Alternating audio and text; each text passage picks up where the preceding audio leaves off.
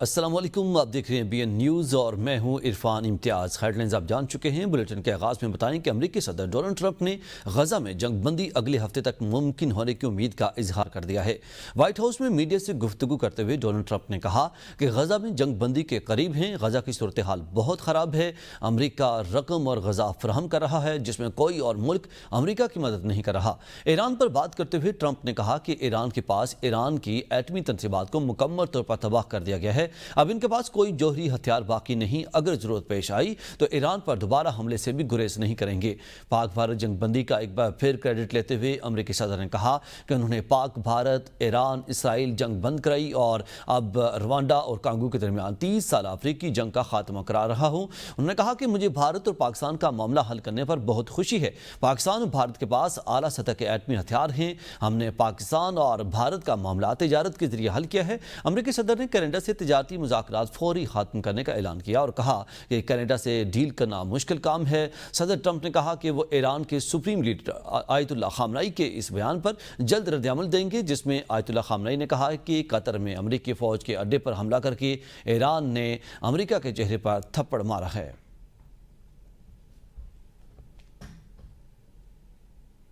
ناظرین، روس کے صدر ولادیمیر پیوٹن نے روس امریکہ تعلقات میں بہتری کا کریڈٹ ڈونلڈ ٹرمپ کو دے دیا ہے اور ولادیمیر پیوٹن نے کہا کہ ڈونلڈ ٹرمپ کی کوششوں کے سبب روس اور امریکہ کے درمیان تعلقات مستحکم ہونا شروع ہو گئے ہیں۔ ان کا کہنا تھا کہ وہ صدر ٹرمپ کا بےحد احترام کرتے ہیں اور ان سے ملاقات کرنا چاہتے ہیں۔ روسی صدر نے واضح کیا کہ اس ملاقات میں انتہائی محتاط انداز سے تیاری کرنا ہوگی، تاہم عین ممکن ہے کہ یہ ملاقات ہو۔ انہوں نے مزید کہا کہ صدر ٹرمپ کے شکر گزار ہیں کہ دونوں ملکوں کے تعلقات بعض انداز سے بہتر ہونا شروع ہوئے ہیں۔ صدر پیوٹن نے کہا کہ سفارتی تعلقات کے دائرے میں ہر بات پر فیصلہ تو نہیں ہوا مگر اولین اقدامات کر لیے گئے ہیں اور اس جانب پیش رفت جاری ہے۔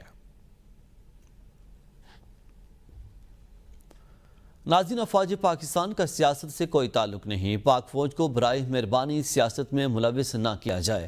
D G I S P R lieutenant general Ahmed Sharif Chaudhry کی پی ٹی آئی سے بیک چینل رابطوں کی تردید۔ بی بی سی کو انٹرویو میں کہا کہ ہم سیاسی جماعتوں سے بات کرنے میں دلچسپی نہیں رکھتے۔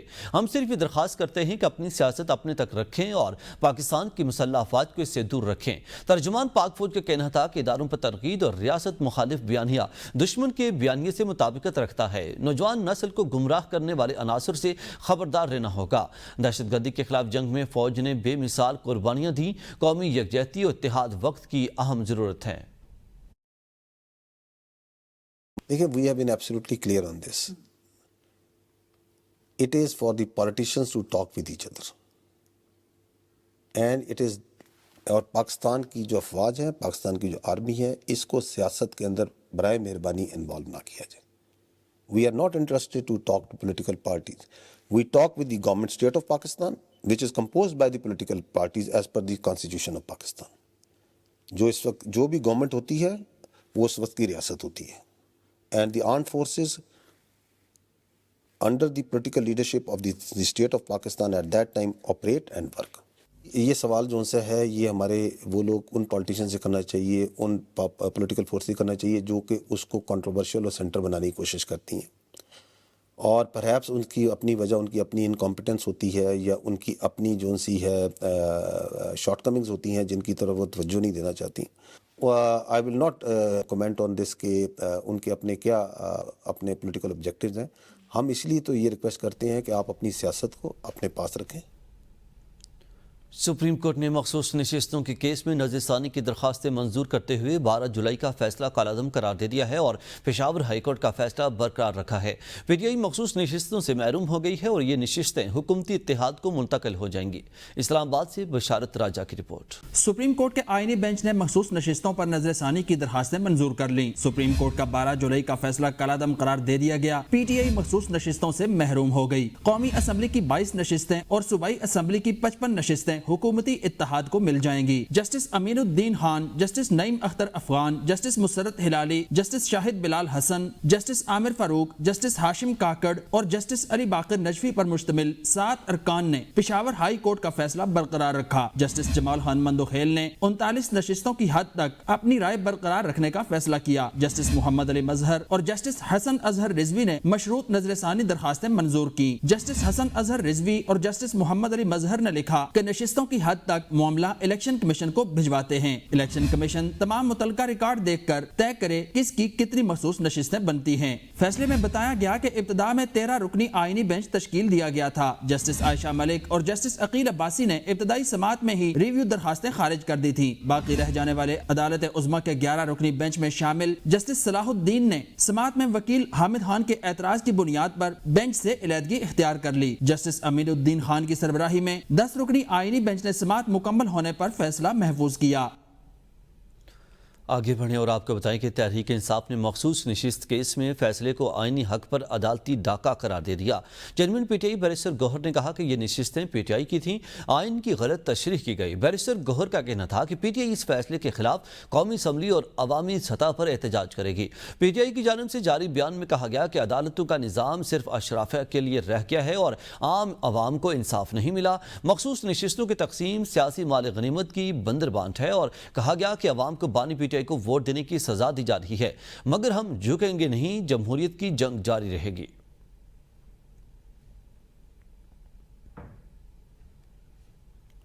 مخصوص نشستوں سے متعلق سپریم کورٹ کے فیصلے پر وفاقی وزیر قانون اعظم نذیر تارڑ اور وزیر اعظم کی مشیر رانا ثناء اللہ نے موقف دیتے ہوئے کہا کہ عدالت کا فیصلہ آئین اور قانون کے مطابق ہے اور پی ٹی آئی نے خود اپنے اقدامات سے اپنی راہ بند کی۔ وزیر قانون اعظم نذیر تارڑ نے کہا کہ آج کا فیصلہ دراصل ہائی کورٹ کے فیصلے کا ریویو ہے۔ جسٹس جمال مدخل اپنے سابقہ موقف پر قائم رہے جبکہ 9 رکنی بینچ کی اکثریت نے فیصلہ سنایا۔ انہوں نے کہا کہ اسی فارمولے کے تحت صوبائی اسمبلیوں کی مخصوص نشستیں بھی طے کی جائیں گی۔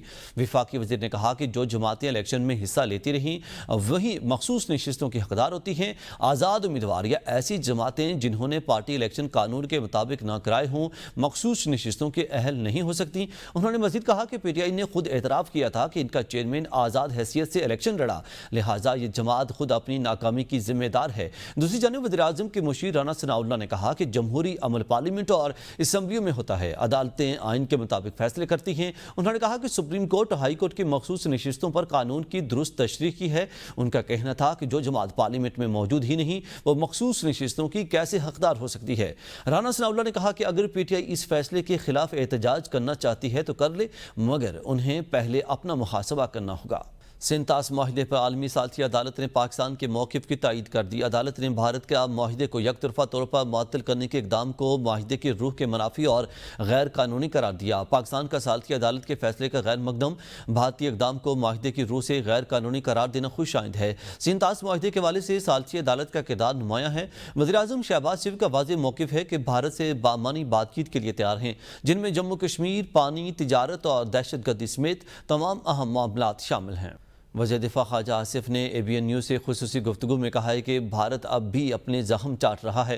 آپریشن سندور میں بھارت کو رسوائی کا سامنا کرنا پڑا، جو علاج ہم نے کرنا تھا وہ ہم پہلے ہی کر چکے ہیں۔ ایس سی او اجلاس سے متعلق خواجہ آصف نے کہا کہ بھارت مشترکہ اعلامیہ میں اپنی مرضی کے نکات شامل کروانا چاہتا ہے، لیکن دیگر ممالک نے اس کی حمایت نہیں کی۔ بھارت کی منفی سفارتکاری کے باعث اجلاس کا مشترکہ اعلامیہ جاری نہیں ہو سکا۔ اب چین کی جانب سے ایک علیحدہ کنٹری سٹیٹمنٹ جاری کیا جائے گا۔ انہوں نے کہا کہ میری تقریر کے بعد بھارت نے جواب دینے کے لیے وقت مانگا، لیکن چیئرپرسن نے اجازت نہیں دی، جس پر بھارت نے اعلامیے پر دستخط کرنے سے انکار کر دیا۔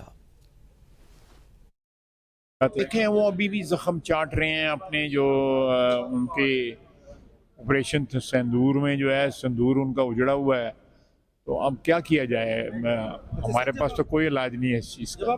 جو علاج کرنا تھا ہم نے وہ کر دیا ہوا ہے۔ ایس سی او کا جو ایک پلیٹ فارم جو ہے انہوں نے اپنے لیے استعمال کرنے کی کوشش کی اور اس میں ان کو جو ہے ناکامی ہوئی۔ ان کا وہاں پہ ایٹیچیوڈ رہا ہے، اس کی وجہ سے ایک مشترکہ اعلامیہ وہاں سے ایشو نہیں ہو سکا جو ہے، اور وہ جو چیزیں اس میں شامل کرنا چاہتے تھے وہ باقی ممالک جو ہے اس حق میں نہیں تھے۔ تو اب سچویشن یہ ہے کہ مشترکہ اعلامیہ کی جگہ جو ہے وہ چائنا ایک کنٹری سٹیٹمنٹ جو ہے وہ اپنی ایشو کر دے گا۔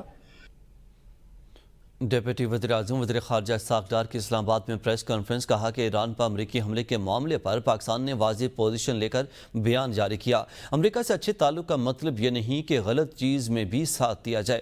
امریکی حملے کو ناپسندیدہ اقدام قرار دیا۔ پاکستان نے دو ٹوک موقف اپنایا۔ OIC میں ایران کی موجودہ صورتحال پر غور کیا گیا۔ OIC میں مسئلہ کشمیر پر بھی میٹنگ بلائی گئی اور OIC فورم کے موقع پر مختلف ممالک کے وزراء خارجہ سے ملاقاتیں ہوئیں۔ ایران کے مسئلے پر OIC کی خصوصی سیشن کی تجویز دی گئی۔ ایران اسرائیل جنگ سے متعلق سلامتی کونسل میں جو کر سکتے تھے کیا۔ ایران پر امریکی حملے کے بعد آرمی چیف سے درخواست کی کہ وہ استنبول میں رکتے ہوئے کرٹیسائز کیا کہ OIC contact group Jammu and Kashmir پہ ہو، اور ہوا بینجول میں کئی سالوں کے بعد، اور اس میں کئی جو برادر ملک ہیں، دوست ممالک ہیں، انہوں نے اٹینڈ کیا۔ ہم چاہیں گے جموں اینڈ کشمیر جو حالات چل رہے ہیں 2019 کے بعد، اس کی کانٹیکٹ گروپ کی میٹنگ بھی کال۔ ہمارے جو فیلڈ مارشل صاحب سید عاصم منیر صاحب آرمی چیف، وہ امریکہ سے وایا انگلینڈ پاکستان آ رہے ہیں۔ میں نے ان کو یہ سجیسٹ کیا کہ آپ استنبول میں رک جائیں تاکہ ہم ایران کے حوالے سے مل کے بات بھی کر لیں۔ امریکہ نے ایران پر حملہ کر دیا، تاریخ کا حصہ ہے کہ جو ہم نے اسٹرانگ اس اٹیک کو بھی ہم نے جو ہے اس کو ہم نے کرٹیسائز کیا۔ یہ مطلب نہیں ہے کہ ایک تعلقات اچھے ہیں تو ایک غلط چیز کو بھی آپ صحیح تصور کر لیں۔ ناظرین، مودی نے سیز فائر کی درخواست نہیں کی تو امریکی صدر ٹرمپ کو جھوٹا کیوں نہیں کہتے؟ چیئرمین پیپلز پارٹی بلاول بھٹو کی میٹ دی پریس میں گفتگو، کہا پاکستان سے جنگ ہارنے کے بعد دنیا کی بھارت سے وابستہ امیدیں بھی ٹوٹ گئیں۔ بھارت سہ افریقی مذاکرات سے بھاگ رہا ہے۔ ہم نے جنگ میں بھی بھارت کو ہرایا اور بیانیہ کی جنگ میں بھی بھارت کو شکست ہوئی۔ ہم جنگ جیتنے کے باوجود امن کی بات کرتے ہیں۔ بھارت کا بیانیہ پوری دنیا نے مسترد کیا ہے۔ ہم نسل در نسل کشمیر کے لیے لڑتے رہے ہیں۔ مودی صاحب کو ایک دفعہ آ کے ریکارڈ پہ کہنا چاہیے کہ پریزیڈنٹ ٹرمپ جھوٹا آدمی ہے۔ بین الاقوامی میڈیا، پاکستان کے میڈیا کے رپورٹس پڑھ کر وہ ایکسپٹ کرتے تھے۔ بھارت کے میڈیا کے رپورٹس تو ماننے والے نہیں تھے۔ ان کا سفارتی مشن، ان کا بیانیہ کا مشن بھی جھوٹ کے بنیاد پہ ڈس انفارمیشن کیمپین تھا۔ ہم پیس کا تب بات کر رہے ہیں جب ہم جنگ جیت کے آئے ہیں۔ ہم نسل در نسل کشمیر کے ایشو پہ لڑتے آ رہے ہیں۔ جو کہتے تھے نواز شریف مائنس، آج وہ خود مائنس ہو گئے۔ ان کو کسی نے مائنس نہیں کیا، ان کی ناقص کارکردگی نے مائنس کیا ہے۔ وزیر اعلیٰ پنجاب مریم نواز کا اسمبلی میں اظہار خیال، کہا کہ نواز شریف کی بیٹی جو وعدہ کرتی ہے نبھاتی ہے۔ ماضی کے جھوٹے وعدے اب قصہ پارینہ بن چکے ہیں۔ اب صرف عملی خدمت کا دور ہے۔ ہم سیاست نہیں، خدمت کو اپنا منشور مانتے ہیں۔ پاکستان اور پنجاب میں عوامی فلاح و بہبود کے منصوبوں کی بھرمار ہے۔ وزیر اعلیٰ پنجاب نے بھارت کی مسلط کردہ جنگ میں پاکستان کی کامیابی کو تاریخی فتح قرار دیا۔ کہا یہ صرف میدان جنگ کی فتح نہیں بلکہ پاکستانی قوم کے عزم، اتحاد اور یکجہتی کی فتح ہے۔ قوم کی یکجہتی نے دشمن کو شکست دی اور یہ ہماری اصل طاقت ہے۔ اس سال انشاءاللہ تعالی 55,000 کو ہم 75,000 اسکالرشپس پہ لے کے جا رہے ہیں۔ نواز شریف صاحب اور شہباز شریف صاحب نے اپنے دور میں سیاسی مخالفین نے میرٹ پہ ملنے والے ان لیپ ٹاپس کو سیاسی رشوت کہہ کر بند کر دیا تھا۔ جو عوام دشمن قوتیں ہیں وہ چاہتے ہیں کہ عوام کے ہاتھ میں کیلوں والے ڈنڈے ہوں، عوام کے ہاتھ میں پیٹرول بامز ہوں۔ ان مریم نواز شریف یہ چاہتی ہے کہ عوام کے بچوں کے ہاتھ میں ہونہار اسکالرشپس ہوں، عوام کے بچے جو ہیں وہ الیکٹرک سکوٹرز پہ اسکول اور کالج آ رہے ہوں اور جا رہے ہوں۔ وزیر اطلاعات عظمہ بخاری میری سپر وزیر ہیں۔ وزیر اعلیٰ پنجاب مریم نواز کی پنجاب اسمبلی میں عظمہ بخاری کو بہترین کارکردگی پر شاباش، کہا پنجاب حکومت اور عوامی رابطے کو مضبوط کرنے میں عظمہ بخاری کا کردار قابل ستائش ہے۔ آگے بڑھیں اور آپ کو بتائیں کہ وزیر اعلیٰ سندھ مراد علی شاہ کی صدارت میں دھابی جی اسپیشل اکانومک زون سے متعلق اجلاس ہوا۔ اجلاس میں وزیر اعلیٰ سندھ مراد علی شاہ کا کہنا تھا کہ دھابی جی اسپیشل اکانومک زون کا آغاز اپریل 2024 میں کیا گیا تھا۔ دھابی جی اسپیشل اکانومک زون کے کام کی رفتار کو تیز کیا جائے۔ اس سال کے آخر تک صنعتی پلاٹ سرمایہ کاروں کو الاٹ کرنے کا عمل شروع کیا جائے۔ وزیر اعلیٰ سندھ نے ہدایت دی کہ پورٹ قاسم تا دھابی جی اسپیشل اکانومک زون کے عقب میں واقع سڑک کی جلد تعمیر کی جائے۔ دھابی جی اسپیشل اکانومک زون کو جلد از جلد فعال کیا جائے تاکہ روزگار کے مواقع پیدا کیے جا سکیں۔ नाज़रीन, सीनियर वजीर सिंध शर्जील मेमन का कहना है कि पीपल्स पार्टी को सुप्रीम कोर्ट के फैसले से कोई डर और खौफ नहीं है। पीटीआई ने जो रिलीफ मांगा ही नहीं था वो रिलीफ दिया गया था। आज सुप्रीम कोर्ट ने फैसला दे दिया है, सबको कबूल करना चाहिए। इलेक्शन में मुकाबला होना चाहिए, लड़ाइयाँ नहीं होनी चाहिए। तहम तमाम पार्टियों को अफाम व तफहीम के साथ चलना चाहिए। अच्छे माहौल में सबको बैठ कर मसाइल को हल करना चाहिए। आगे बढ़ें और आपको बताएं कि जाली ईमेल्स के जरिए अफसरान और इदारों की शनाख्त चोरी किए जाने का इंकशाफ हुआ है। कौमी साइबर इमरजेंसी रिस्पांस टीम ने ईमेल सिक्योरिटी पर हंगामी एडवाइजरी जारी कर दी है, जिसमें कहा गया है कि जाली ईमेल्स, फिशिंग हमलों और स्पूफिंग में खतरनाक इजाफा हुआ है। ईमेल सिक्योरिटी इकदाम न किए गए तो अवामी और बैन अल-अक़वामी एतमाद मुतासिर हो सकता है। मुश्तबा ईमेल या फिशिंग हमले की इत्तला फौरी तौर पर national computer emergency response team को दी जाए। नाज़रीन, यहाँ पे आपको बताएं कि सऊदी हुकूमत ने विजिट वीज़ा की मुद्दत ख़त्म होने वाले गैर मुल्कियों को बड़ी सहूलत देते हुए 1 माह के इजाफी मोहलत देने का ऐलान कर दिया है। सऊदी हुकाम के मुताबिक ये फैसला आज से नाफिजुल अमल हो गया है, जिसके तहत वो अफराद जिनका विजिट वीज़ा ख़त्म हो चुका है वो फ़ीस और वाजिबुल अदा जुर्माने की अदायगी के बाद कानूनी तौर पर 1 माह की तोसी हासिल कर सकते हैं। इक़दाम का मकसद विजिट वीज़ा होल्डर्स को भारी जुर्मानों और मुमकिन सज़ाओं से बचाते हुए उन्हें अपने मुल्क वापसी का मौका देना है।